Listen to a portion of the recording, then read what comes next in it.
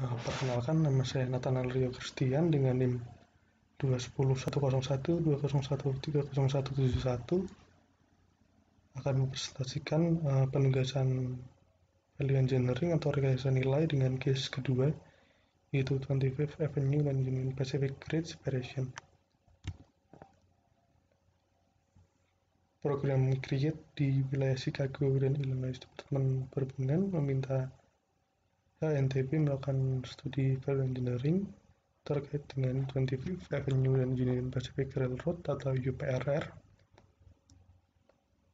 di Bellwood dan Melrose Park, Illinois.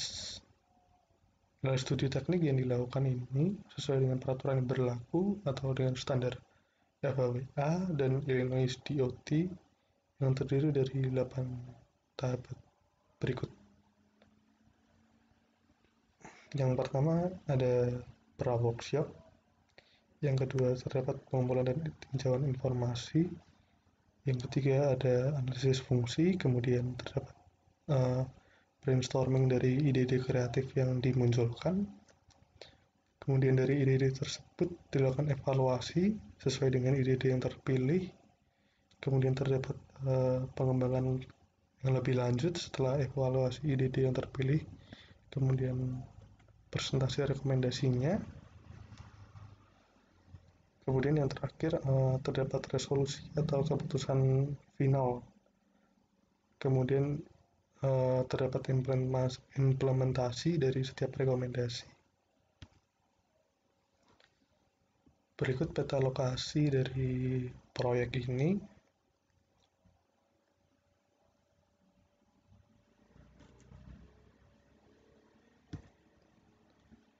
Deskripsi proyek dari program CREATE adalah bertujuan untuk meningkatkan operasi angkutan dan kereta penumpang dan untuk meningkatkan operasi jalan raya di Chicago, wilayah metropolitan, sekaligus mengurangi dampak lingkungan dari pengoperasian kereta api pada masyarakat umum. Program CREATE mencakup pengembangan 4 angkutan kereta api barang dan penumpang koridor di wilayah metropolitan Chicago, dan juga termasuk proyek pemisahan kelas jalan raya sampai dengan rel atau over atau underpass ke rel dan jalan raya yang terpisah per kelas sesuai jalur rel yang ada. Kemudian lalu lintas angkutan barang dan penumpang di Chicago mengalami kemacetan, kecepatan pengoperasian yang rendah, dan penundaan karena permintaan lalu lintas yang melebihi kapasitas sistem kereta api Chicago. Kemudian terdapat perkembangan keempat koridor rel termasuk peningkatan struktur rel yang ada, jalur ganda atau jalur rangkap 3 jalur tertentu, kemudian konstruksi pemisahan rel jalan raya dan jalan layang rel-rel, kemudian terdapat pemasangan pensinyalan baru atau yang ditingkatkan, dan berbagai tambahan dan peningkatan lainnya. Perbaikan ini akan meningkatkan operasi kereta api dan akan mengurangi kendala-kendala yang terjadi yang sudah saya sebutkan, yaitu tentang kemacetan dan kecepatan pengoperasian yang rendah dan lain-lain ini. Kemudian tentang strategi pemisahan kelas 25th Avenue bertujuan untuk menyediakan pemisahan tanjakan antara jalan raya 25th Avenue dan jalan raya Union Pacific Railroad, dan proyek ini disponsori secara lokal oleh Desa Melrose Park, Bellwood sesuai dengan tempat proyek ini dilaksanakan. Kemudian 25th Avenue sendiri ini adalah jalan raya arteri perkotaan 4 jalur yang memiliki ADT 19.000 dan proyeksi ADT 2040 sebesar 20.000, dan hal tersebut adalah batas kota madya antara 3 badan lokal sponsor proyek. Kemudian proyek ini ada di bawah yurisdiksi Village of Bellwood selama proyek berlangsung, dan rute utara dan sampai dengan selatan yang terpenting seregional yang menyediakan akses langsung ke interstate atau antar negara bagian. Kemudian terdapat saran tentang kebutuhan perbaikan yang harus dilakukan adalah untuk menangani peroperasi dan keselamatan di sepanjang 25th Avenue. Kemudian harus dijaga keselamatan tentang orang yang menyeberang dan harus mengurangi penundaan. Kemudian dari case ini terdapat anggota tim studi VE tersebut. Tim studi VE ini memiliki tugas, dan tugas-tugasnya ialah untuk memperoleh informasi desain proyek. Kemudian setelah memperoleh informasi, harus memberikan wawasan tentang konsep proyek dan juga berbagi informasi perkiraan biaya dengan tim VE, yang dimana hal ini termasuk dalam fase brainstorming ide-ide. Kemudian terdapat informasi tambahan tentang tanggal dan lokasi studi VE ini yang dilakukan mulai tanggal 28 Januari hingga 1 Februari 2013 di kantor HNTP yang berlokasi di One South Wacker Drive, Suite 900 di Chicago, Illinois. Kemudian terdapat tujuan dan sasaran proyek. Tujuannya ialah mengurangi kemacetan lalu lintas 25th Avenue, meningkatkan keamanan, kemudian meningkatkan operasi lalu lintas, lalu mengakomodasi akses komersial, dan memperbaiki persimpangan Grand Street, yang dimana juga menyebabkan kemacetan. Kemudian terdapat kendala dan batasan untuk studi VE. Kendalanya ialah menghindari dampak terhadap fasilitas rel yang ada atau yang direncanakan, kemudian meminimalkan dampak pada lalu lintas kereta api dan operasi halaman kecuali pada malam akhir pekan. Kemudian terdapat batasannya adalah batasan lokasi dan penglihatan, kemudian penyusunan acara, pengakuisisi tanah, akses ke bisnis lokal, dan koordinasi kepada pemangku kepentingan. Hal tersebut yang harus dihindari atau sebagai batasan borderline utama yang wajib diperhatikan oleh tim studi VE. Kemudian terdapat informasi tentang identifikasi potensi risiko untuk cakupan jadwal atau biaya, yaitu ini beberapa tentang risiko untuk pengelolaan dan pemantauan yang diidentifikasi oleh tim studi VE dan tim sumber daya, yaitu tentang akuisisi tanah. Akuisisi tanah ini meliputi perencanaan pengulangan tinjauan, tenggat pendanaan gunakan atau hilangkan atau ICC, kemudian pendanaan ancaman terhadap pendanaan, kemudian mempertahankan batasan ruang dinding, lalu rute jalan memutar dan persetujuan, dan kemudian dapat dibangun.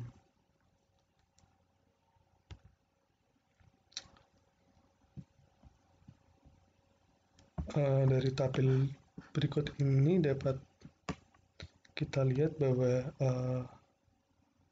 pada PDR data dan PDR data revisi terdapat perbedaan biaya yang terestimasi. Meskipun biaya ini sedikit berbeda atau perbedaan yang tidak jauh, tetapi pengurangan biaya yang telah terevisi dengan menggunakan analisis Pareto dengan prinsip 80% penghematan biaya yang berasal dari 20%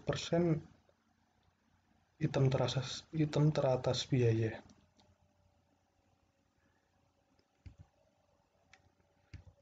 Kemudian fase analisis fungsi. Fase analisis fungsi ini seperti yang dijelaskan tadi merupakan penjelasan tentang beberapa komponen atau elemen-elemen dalam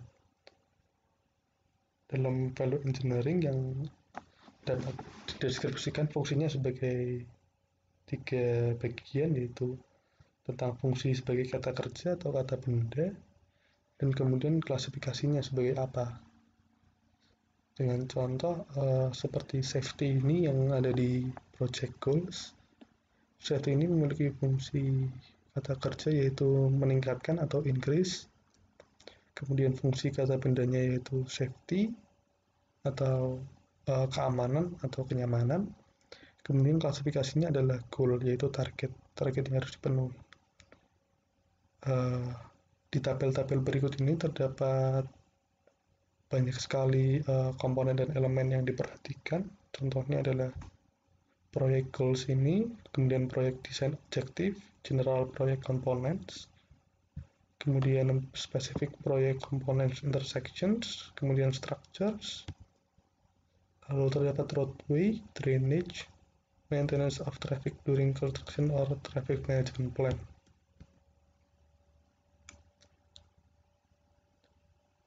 Dapat kita lihat bahwa semakin akhir dalam data tabel tersebut, semakin prioritas dalam klasifikasinya semakin kecil ya. Di sini terdapat goal, terdapat target, lalu ada objective desainnya, kemudian di sini adalah basic, yaitu dasar dari fungsinya, yaitu yang harus diselesaikan sesuai dengan prioritas. Kemudian terdapat secondary target sesuai dengan bagian-bagian yang ada di komponen elemen ya, hasil dari analisis dari tim VE tersebut. Kemudian selanjutnya terdapat fase ide kreatif. Setelah melakukan analisis fungsi yang tadi yang sudah dijelaskan di tabel tadi, tim VE juga membuat sebuah daftar ide yang akan memenuhi fungsi dari berbagai komponen proyek. Peluang untuk meningkatkan kinerja dengan biaya yang lebih rendah adalah yang utama pertimbangan dalam menghasilkan ide. Berikut dari Creative Idea Phase. Jadi data-data di sini adalah rekomendasi-rekomendasi yang sudah disepakati oleh tim VE, yaitu dari ENV1 hingga STR5 ini terdapat concern khusus ya. Contohnya ENV1 ini mengenai lingkungan atau topik lingkungan, dan ide deskripsinya ialah pertimbangan akses tinjauan untuk Cozy O'Brien dan logam gabungan untuk menilai kebutuhan evaluasi ulang NEPA. Kemudian right of way 1 dan 2 ini memiliki perbedaan meskipun topik yang dibawa adalah right of way, tetapi di deskripsinya berbeda. Yang satu tentang mengembangkan jadwal pengadaan tanah, dan yang kedua tentang developer rencana untuk mempercepat proses pembebasan lahan. Kemudian dengan sket 1, 2, 3, 4 ini memiliki persamaan di sket 1, 2, 3 dengan topik pengiriman dan ide deskripsi yang berbeda-beda, yaitu yang pertama mengembangkan jadwal atau review untuk tim, kemudian mengembangkan jadwal yang lebih rinci bekerja mundur dari tanggal mulai konstruksi, kemudian mengembangkan peningkatan tim untuk mengurangi jumlah iterasi dan durasi tinjauan rencana. Dan sket 4 ini memiliki concern topik yaitu kontrak dengan ide deskripsi jelajahi penguasaan kontrak konstruksi dan pengadaan penawaran. Kemudian sampai ke bawah hingga STR5 ini memiliki topik struktural dengan ide deskripsi memperoleh jalur pemeliharaan jembatan sepanjang 15 kaki di sisi barat struktur. Di Creative Idea Phase ini, ide-ide ini akan digodok atau didiskusikan dengan tim VE, di mana ide-ide di sini dengan nomor-nomor di sini adalah ide-ide terbaik setelah brainstorming yang dilakukan, sehingga ide ini adalah ide yang terbaik yang merupakan memenuhi syarat untuk dikatakan sebagai poin-poin rekomendasi sesuai dengan case 25th Avenue ini. Kemudian tahapan evaluasi. Tahapan evaluasi ini sesuai dengan tabel ini, sesuai dengan tadi yang saya sudah sempat bilang, terdapat persyaratan yang harus dipenuhi untuk dapat dikatakan sebagai gagasan yang terrekomendasi. Dan di sini kita bisa lihat dari tabel tersebut, semisal gagasan yang memiliki peringkat gabungan 5 atau lebih rendah akan dieliminasi dari pertimbangan lebih lanjut. Kemudian ide yang dengan peringkat gabungan 6 dapat dipilih untuk pengembangan atau mungkin diberhentikan. Kemudian ide dengan peringkat gabungan 7 atau lebih dipilih untuk pengembangan.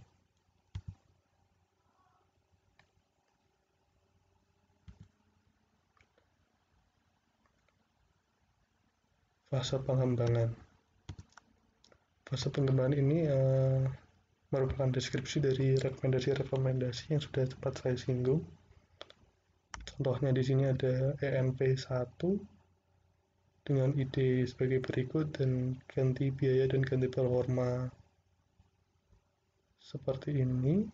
Ganti biayanya adalah biaya penghindaran dan ganti performanya ialah mengesahkan peraturan pemenuhan. Dengan tindakan yang direkomendasikan adalah koordinasi tim desain dengan IDOT dan FHWA untuk mengonfirmasi ulang NEPA persyaratan evaluasi berdasarkan perubahan pada desain tahap pertama, terutama relokasi utilitas dan akses logam gabungan jalan di properti Kosi yang baru diakuisisi. Rekomendasi yang pertama ini memiliki keuntungan konfirmasikan kepatuhan dan prosedur tinjauan lingkungan federal dengan kekurangan yang tidak ada. Kemudian ini adalah ide-ide ROW 1, 2, dan dengan topik concernnya adalah right of way dan memiliki ide tentang pengadaan tanah. Yang satu idenya adalah mengembangkan jadwalnya, dan yang kedua ini adalah mengembangkan rencana mempercepat proses pengadaan tanah.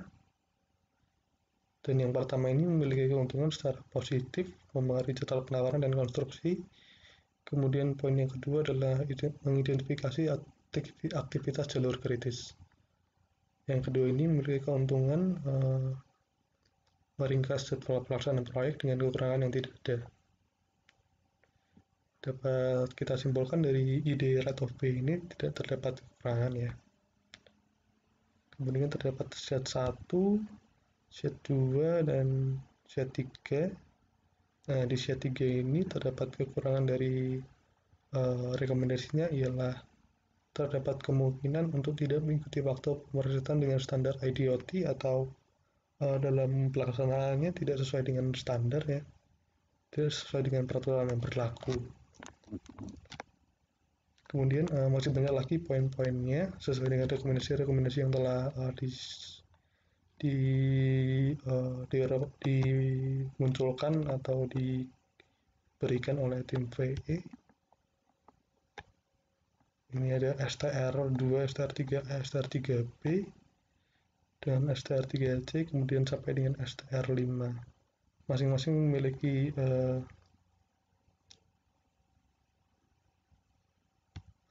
memiliki keuntungan dan kekurangan serta aksi tindakan yang terrekomendasi yang berbeda-beda sesuai dengan gagasan dan concern utama dalam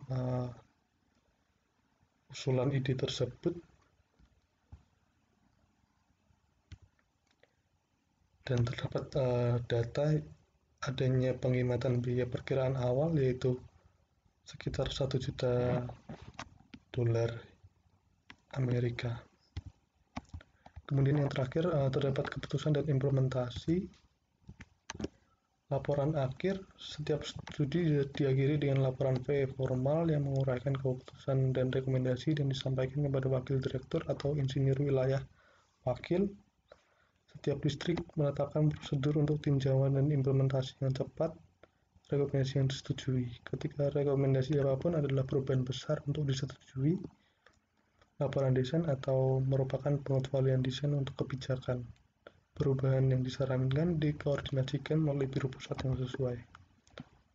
Pemantauan. Setiap distrik menunjuk seorang koordinator VE yang memiliki pengetahuan dalam studi VE dan terlatih dalam prosedur VE.